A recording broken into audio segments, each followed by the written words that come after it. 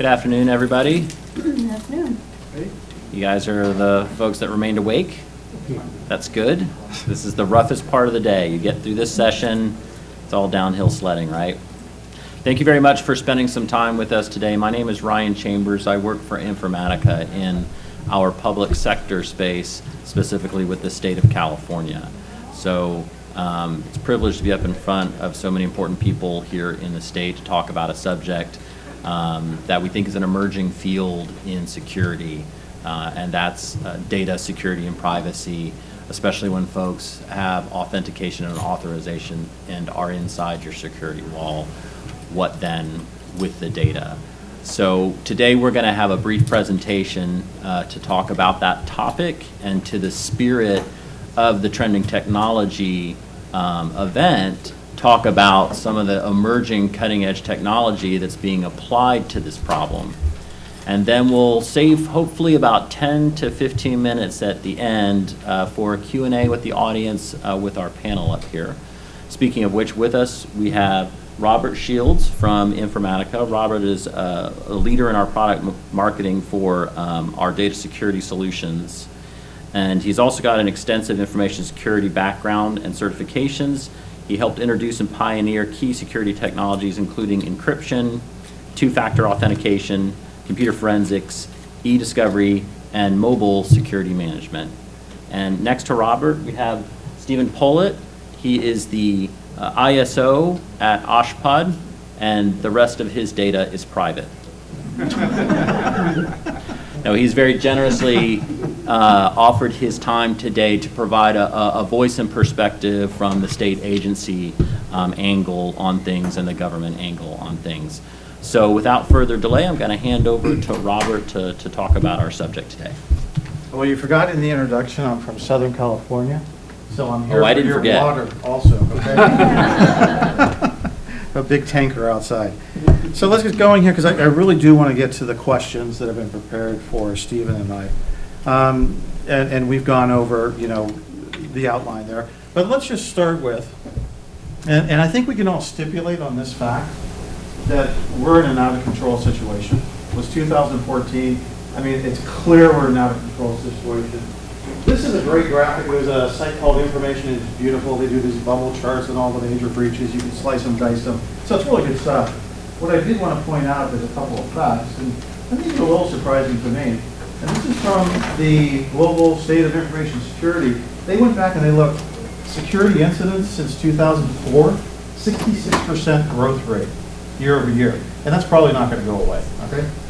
And then in a survey that we did, and I'm going to go into that because I want to set a context for what we're talking about with data-centric security. We found that security professionals, the majority of things that they have, we gave them a laundry list of things that they could cite that they worry about. One of the key things they worry about, my sensitive data, my information. So what's driving that? Well, data growth, data proliferation. You think about it, data is growing.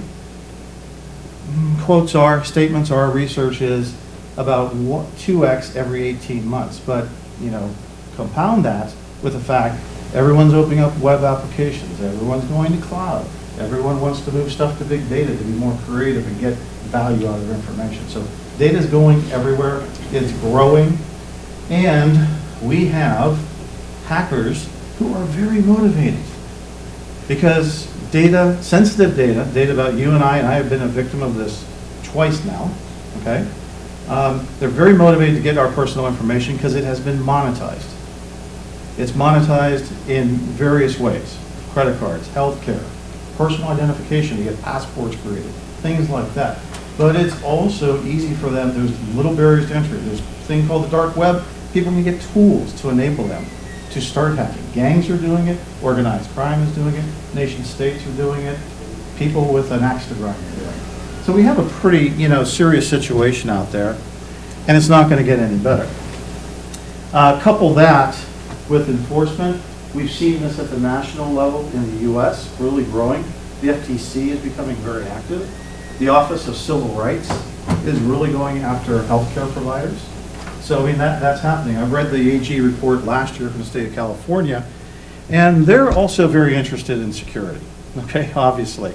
There's a lot of information that our state holds that is attractive to all those people who want to monetize it. So, we've talked to customers. Just want to make sure I got the point. We're in a situation where the security we're doing is not enough. It doesn't mean it's bad. What it means is your networks aren't being overrun. Without the security controls and the information network controls that you have, your networks would be overrun. They're stemming the tide, but it's not enough. We know that. We see the evidence of that. Okay? So we have worked with customers over the last 4 years, and they're data-centric customers. It's everything they do is about data. And they have grown to understand that this is what people are after. This is what we need to protect. So we've been working with them, and we've come up with a couple of ideas over the last couple of years about data and the need to secure it. And so we launched a survey to provide the scientific, statistical research, the backdrop to all of our conclusions and our hypothesis. Larry Poneman, the Poneman Group, he is the go-to guy for industry research. And this is our second survey. And I just wanted to go over, a couple of the things that we found out. So we're really interested in what is folks' awareness of sensitive data. And now I got extra time because I can kind of just blabber until he gets back into the house here. So what is the awareness of sensitive data? What do people really know about it, given the conditions I presented? What are the initiatives that are going on in organizations today? Are they really paying attention to it? And then if we had a better handle on our sensitive data and focused on that relevant to security, would it have an impact on breach? So big survey, lots of countries, lots of industries focused on security professionals. Our hypothesis were that you organizations, all the organizations we surveyed, you're probably not that confident about your sensitive data, though in talking to security professionals they say, oh my gosh, yes, we know that. You dig into it, what they know is information that has been produced through a lot of processes and has a tremendous aging factor to it. In other words, they're operating on data, knowledge of sensitive data that's probably 4 to 5 months old. So we wanted to investigate that. Organizations, if they even know where the data is, do they really understand its risk? Is this piece of data over here about address, I don't know, the driver's license number? Is it protected over here as well as it's protected over there? What's the relative risk between those two locations? And our hypothesis is that you could reduce the risk by having a better understanding of those two factors. And the other two are that organizations are hampered by manual processes today when it comes to handling of where is my sensitive data, how should it be treated. And then a other primary area, data in use, is poorly covered. Everybody believes, because everyone says it, oh, you've got to encrypt your data. And so there's this implication that there's a little bit of a safe harbor in there. Okay? It's not true. We as humans do not consume encrypted data. Our applications do not consume encrypted data. That data that's sitting there statically on a disk drive or on a thumb drive, it needs to be decrypted to be used. So we coined the phrase data in use. What do you do when you decrypt the data for a person or a reporting tool or some sort of query application to use? That is data in use, and that's very poorly covered. So our topics were about data definitions. How do you define your data? How do you classify it and discover it? And then how do you understand its risk? This is the area that we call data security intelligence, which is, okay, same data, various pieces, it's moving around. Is this more secure than others? Have we created a vulnerability here? By the way, what are the chances of your organization suffering a network breach this year? Anybody? 100%. Thank you. It was rhetorical. Yes, it is. Now, will that result in data loss? We don't know. But the frequency of attacks is 184,000 a day per the PricewaterhouseCoopers research. It's a lot of attacks going out there. And then we also researched about data security controls and then what is needed. So we looked at the question I referred to earlier. What keeps you up at night? From the 1,600 respondents, top answer is not knowing where sensitive data is. It's not that they just don't really know. What they don't know, they don't know this with confidence. They don't have a good handle on this. They're not sure. Yeah, we did a survey, we did some audits, we talked to our data owners. Where is it now? Second thing that people are worried about is temporary workers or contractors, and this also includes third parties. If you go to Walmart's annual report, you will find that in their section 1A, which is risk, they talk about, they have paragraphs and paragraphs of how concerned they are. They're publicly disclosing that they feel that they're at risk because all their suppliers and the partners they work with. Last thing is not knowing the data risk. This was surprising. We thought this would actually be higher than this. And oh, by the way, blue is 2015, orange is 2014, so you can actually see this has gone up from last year's survey. This was a new question. Not knowing the data risk. We thought this would be higher, but I think it's a little bit of that Maslow hierarchy of needs where, if you don't have a comfort on even where the information is, it's probably, something you're not thinking about. What is the risk of that information? So what are organizations doing today? Well, to find out where their sensitive information is and to assess its risk, they have homegrown solutions. Blue is data that you are housing. Orange is data in the cloud.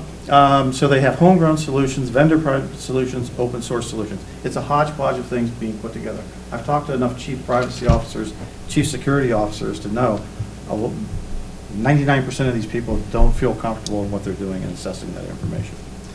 So when we ask them, well, what would work? What would help you in this endeavor? The number one thing was give me an effective risk assessment and intelligence tool. A tool that mere mortals can consume. So I can show management, here's the overall status of our organization. I can give it to practitioners to drill in to see what's going on. So there's a couple of other things on there. Of course, money's always there, more people. But anyway, key factor here was let's automate this process. Give me a tool that helps me do this without disrupting my organization and having the people factor involved, manual audits and surveys. This question, would automation help? Yes. Okay. I wanted to share this one with you. Hey, when I talk about databases, when we talk to companies, one of the things we realize, there's a lot of databases out there. And we've had a lot of anecdotal feedback on how many databases organizations have. We had an organization say they have over 125,000. In the survey, we asked them, what's their range of databases? The reason this is important, besides the sheer volume of data that you need to understand, these databases represent the genesis of most sensitive information. This is where a lot of it's created. It's shared in a lot of other areas. This is where it's created. But look at these numbers. Up here at 4%, over 75,000. But if you look at these two areas here, over 58% have 5,000 databases. This is crazy. And I imagine in the agency, it's probably the same thing. Even if there are just hundreds of databases, how do you get your arms around this? I know this is public sector forum, but I thought you guys might enjoy this. A retailer who has been a major target of breaches. Let's see.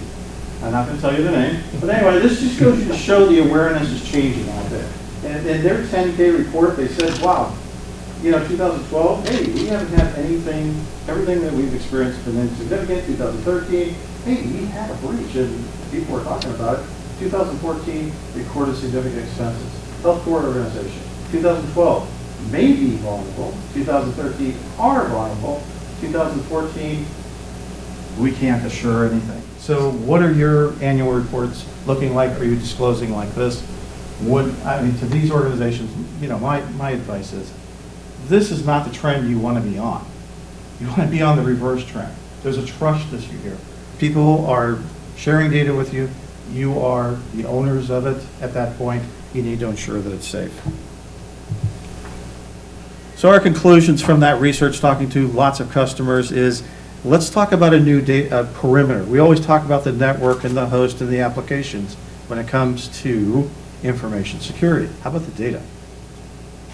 You don't abandon any of those other things you're doing. Again, those are keeping your networks and hosts and applications from being overrun, but you need to focus on the data. And really what we're talking about isn't a silver bullet. We're talking about risk reduction. I've seen in airports signs that say, XX solution, network security solved. I look at that and I go, wow, the power of marketing.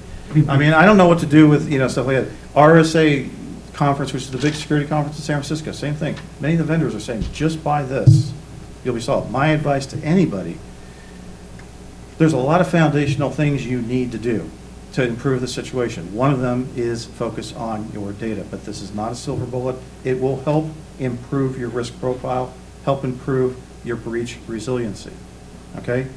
Doesn't make you bulletproof in any way.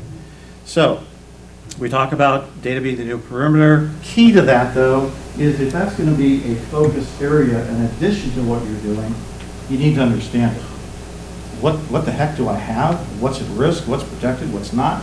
How much value does it have? If it starts in this database, is it shared over here, here, and here? Is it going off agency?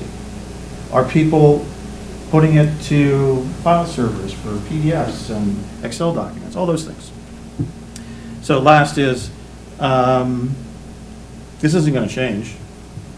I've been in this business about 20 years. I never would have believed when I started preaching encryption almost 19 years ago, I'd be talking to audiences today about how bad the situation is. It's not going to get better. The reason it's not going to get better is there is a big motivation. It's money. This stuff has been monetized. I said that in the start. So you need to talk about, you need to understand risk. You need to protect that data in use. We have a couple solutions. This is what I'm talking about with security intelligence. This is the top level dashboard of what we do. And basically, there's some key risk indicators, like this is your overall score, what's protected, how are you dividing it, what's your cost, and then there's a lot of drillings geographically by the database types, what departments they are assigned to, what are the risks of those. Proliferation. Data is created over here in a CRM system or some type of customer or constituent interface system, and it's being shared in all these other various departments. This is a top-line view.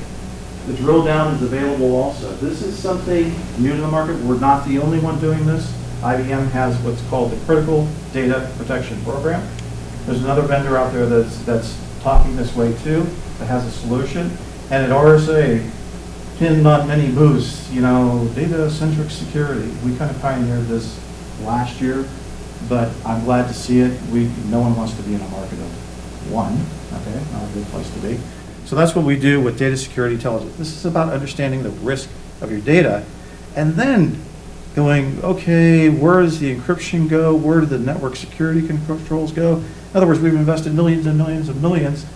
Do those investments and those protection mechanisms align to where that sensitive data is? If we are going to target encryption across the enterprise, where do we start?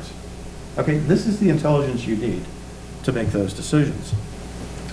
We talk about data masking, and this is where I come back to the comment I made before about encryption is not a silver bullet.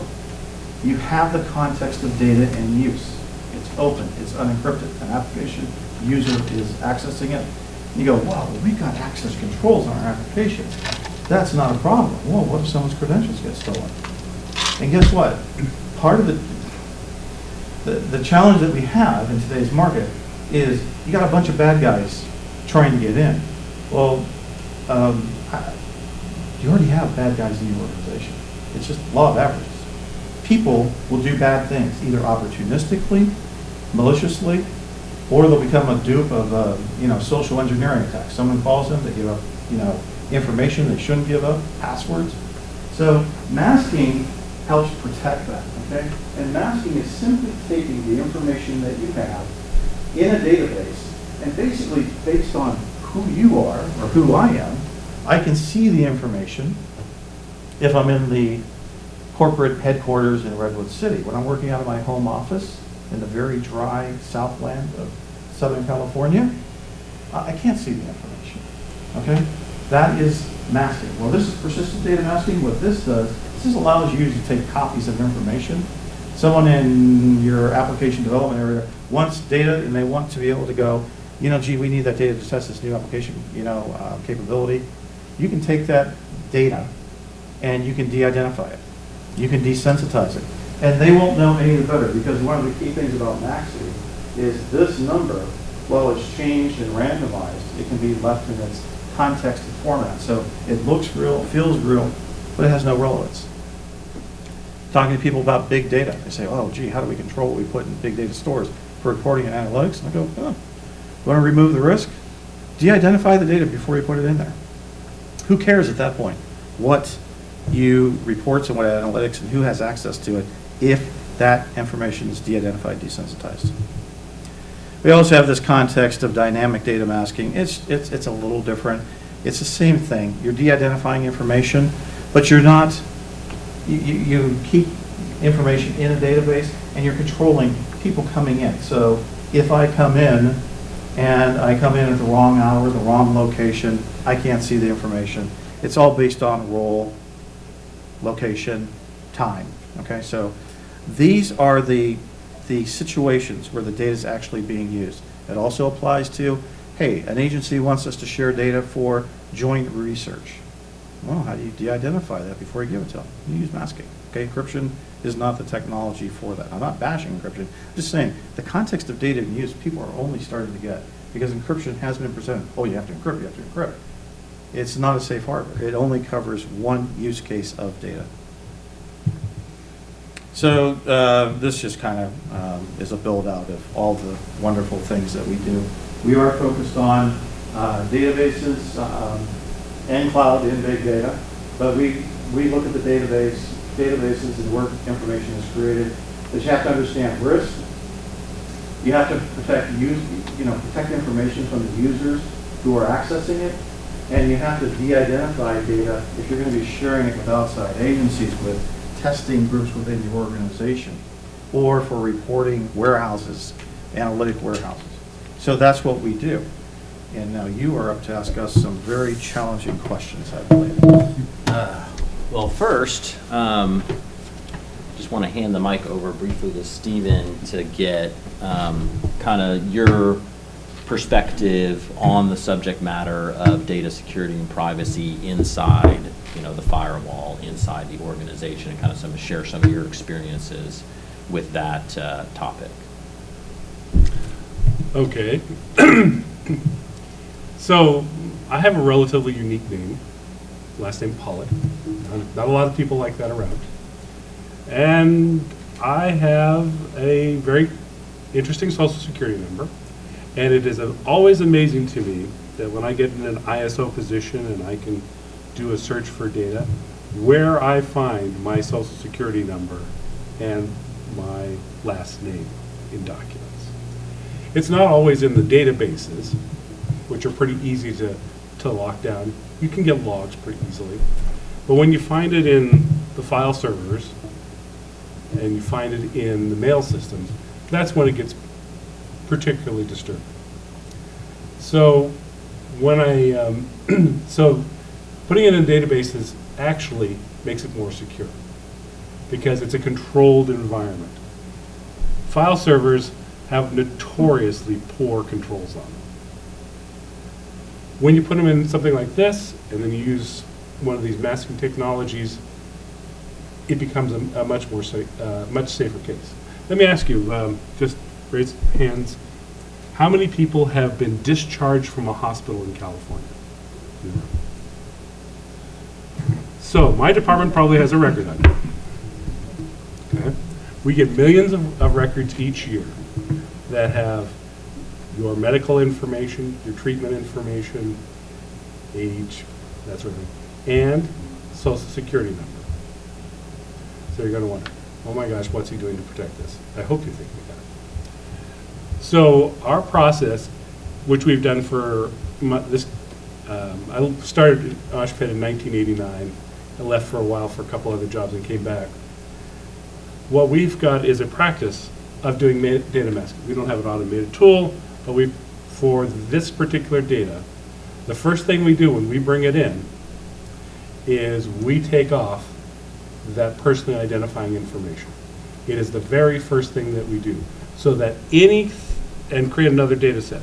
So that data set that's de-identified, desensitized, is what people use from day to day. In the few cases where we have, where we need to be able to link records together over time, we create a special record linkage number. This is an entirely separate number. It is virtually impossible to go backwards from this to the original social security number. And that, in and of itself, that linked data is a protected data set. Even though it doesn't meet HIPAA, isn't covered under HIPAA, isn't covered under the Information Practices Act, notice generating section, or virtually any other section of law, we still protect it that way. And that's because we know that someday, somehow, someone's likely to get in. I read this morning, there are approximately 4 exploits created per second. When I started way back when, there was a choice in, sorry, I'm rambling over here. There's a choice on how do you protect against viruses and malware. There was a product called Flu Shot, which would say this is the safe applications, and then there was McAfee saying this is the malware. McAfee ran so much faster because there was so much less malware than there were good applications. I would say today it's reversed. So when we have the open networks that we're all being pushed to have, so that I can get my email on my iPhone, I can have my laptop connected anywhere, that people can come into conference rooms and plug in so that they can get their Wi-Fi connection, and our commissioners want to come in and get to our web pages. Our perimeter is very porous, and the political nature of things is it's going to be still pretty porous. So we have to bring in a second level of perimeter around the data. Anyway, there's my Thank you, opening Steve. remarks. Appreciate it. How many of the folks in the room are involved in an initiative to try to get the organization's hands around where their sensitive data is, what their sensitive data is, who has access to it? Okay. And how many folks have data masking as a component of their overall security strategy? Okay. All right. Interesting. Any questions off the top of folks' head? We want to ask the panel. Yes. Unclear, does it do a data classification scan first so that it identifies where your sensitive data might be? Robert? Yes, we're talking about the risk intelligence product, yes. So we have a number of templates that you can use, modify, create your own custom things, and basically, based on that, we scan the databases and go, okay, here's that information. Is it protected? By the way, it's here. Where else is it going? You know, how many records are there? All those things build up the risk score on that information. But starting out fundamentally is a lot of logic that says, gee, what do you say sensitive data is? And it's not it's this pattern or not. It may be driver's license number with a name, with this, or, you know, some other, you know, type of logic where you can go, sensitive information is not that easy to define. Patterns are one thing, how it's described, metadata is another, but it's the combinations that are also critical. Some of the evaluations I'm doing, you can throw a network number at the product and it'll find databases in that network number. Does that do that too? No, we do not. And our customers have said, please don't give us another network scanner. We'll tell you where our databases are. We have tons of tools that do that. You go to those locations and you tell me all about my sensitive data. And another thing I'm worried about is unstructured data. Does it scan files on file servers? So what we're doing now, we start this product was launched at the beginning of this year. We've got went through the alpha beta testing. That's internal, external customers. First iteration is structured data. Second is cloud and big data. That's coming up in a couple months. Third iteration is unstructured data. And what we do is we work with a lot of the tools out there too. We can import information and provide that as part of our analysis today. So, yeah. Thank you. Another question? Okay, while you guys are mulling that over, I had a question for you, Stephen, from a, an internal project standpoint. What would be some of your recommendations to the group about how do I best, gain the support, the budget, the project to be able to address, data privacy concerns? I know that there's some traditional methods in place, but when it comes to like a new area of, hey, I need to profile all of our data sets to find out where our secure data is, and I need to deploy a new technology. It sounds like data masking right now is not very widespread.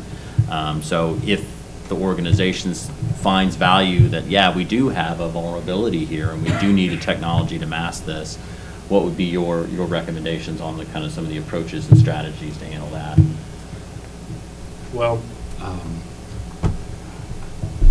I'm in a fortunate position in that I get to communicate with my director and deputy director directly on a regular basis. And so I'd simply remind them that in the end, that they are responsible for the security of our systems. By reminding them of that, things become in a slightly better perspective. Then I also talked to our public information officer about what happens when a privacy breach occurs and what their involvement in that is going to be. And then I start building up my governance group for information security. And once I start bringing all those parties in, then I find that the money starts showing up. That's a funny way of doing that. So that's what I found to be most effective, because if I try and do it from a technical point of view, I'm not really talking to what they care about. I have to talk to them about publicity, responsibility, and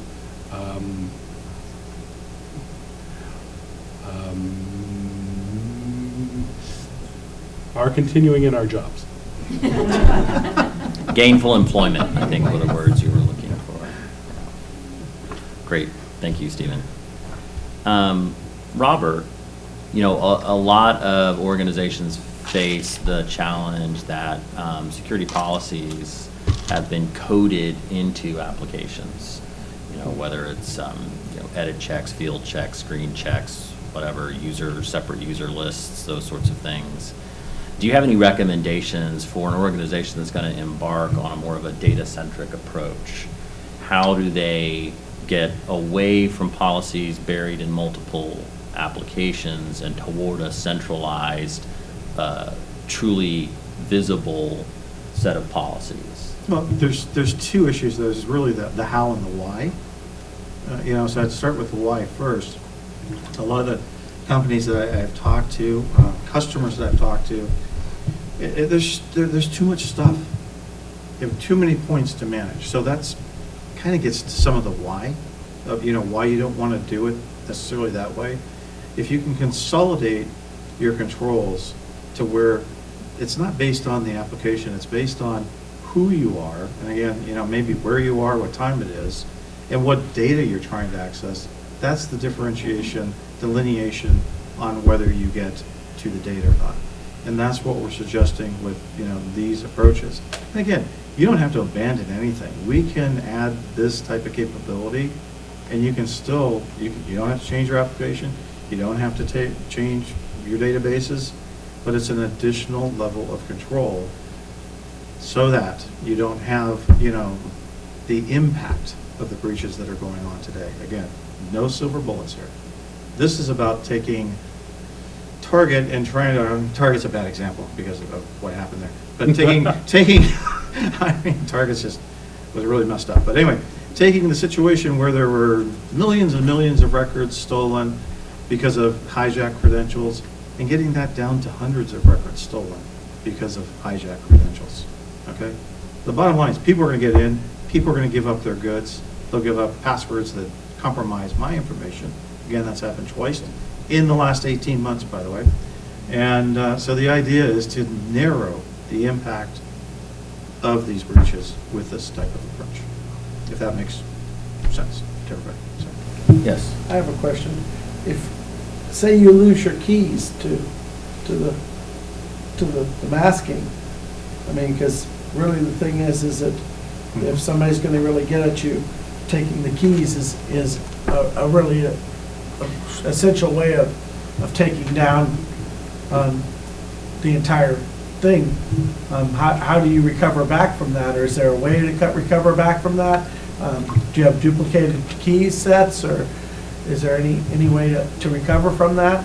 Well, I was smiling because I wanted to really jump in. I could go into a big technology dissertation about masking versus encryption. What you're referring to with keys is about encryption.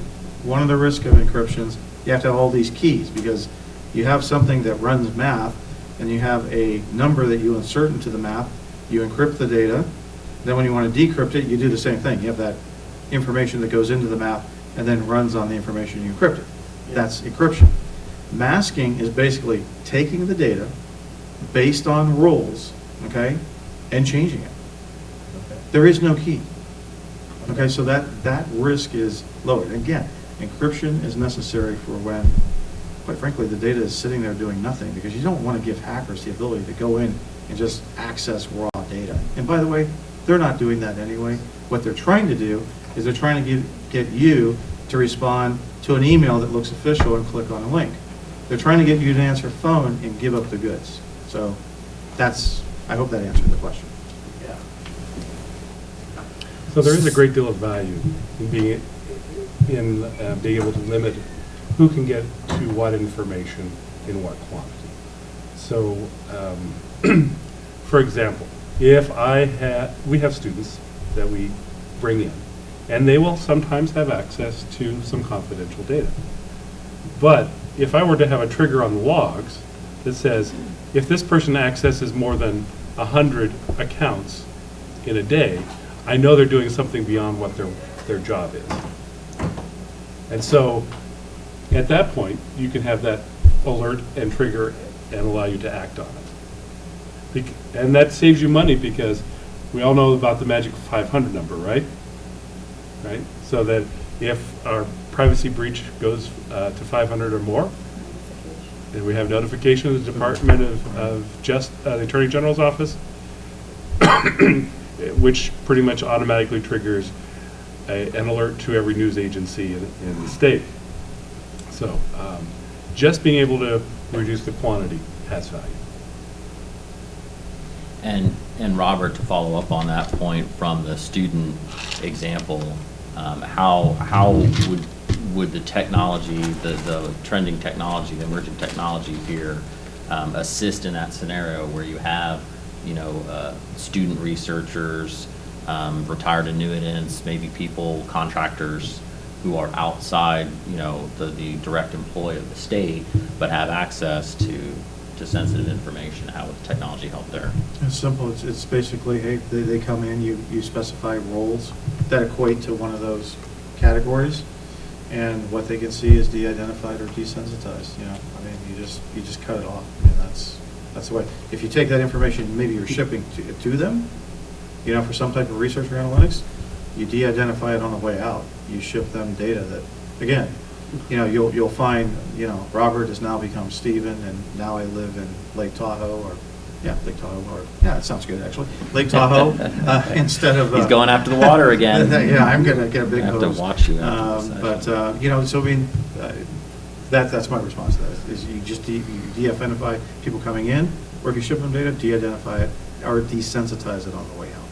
How many folks in here are pretty comfortable that they know where all the copies of production data are in their organization?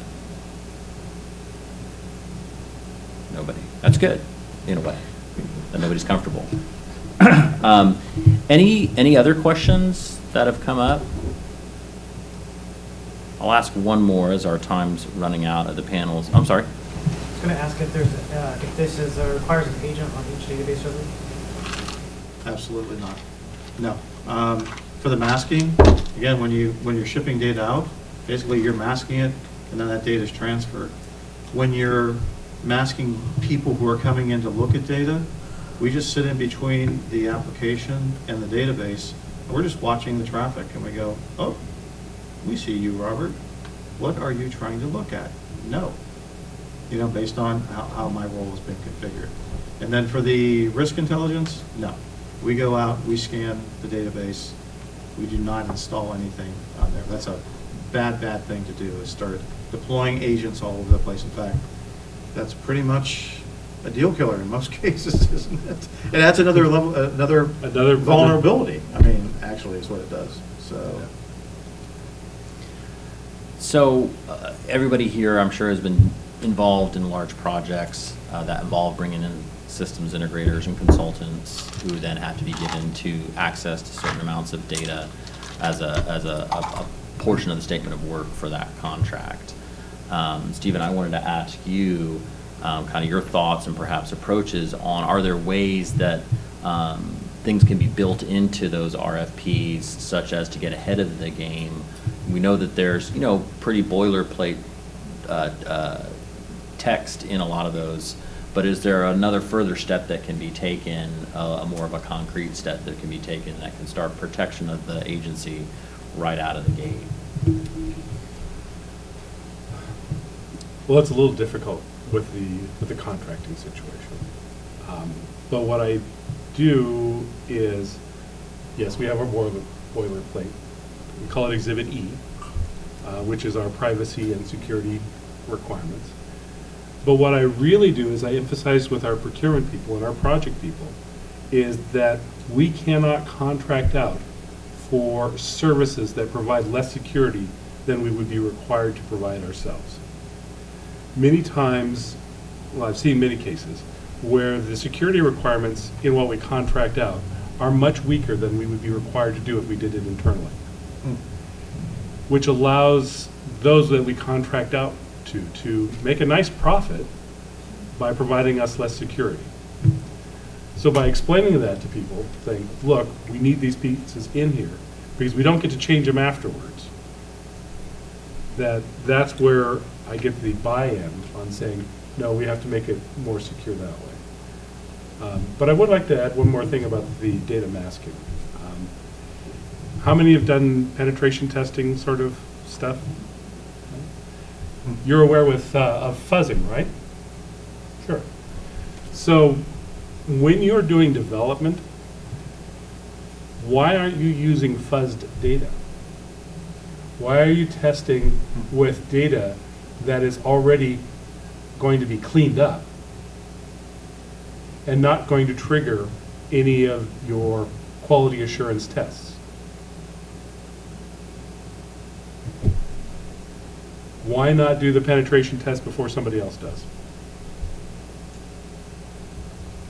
All right. Well, I want to take the opportunity to thank both Robert and Stephen. It was too short, but that's the way it is this year. And I want to thank especially you folks for spending some time with us today in prime post-lunch coma period. And please enjoy the rest of the show. And I hope to bump into some of you at the reception afterward. Thank you very much. Thanks, guys. Thank you.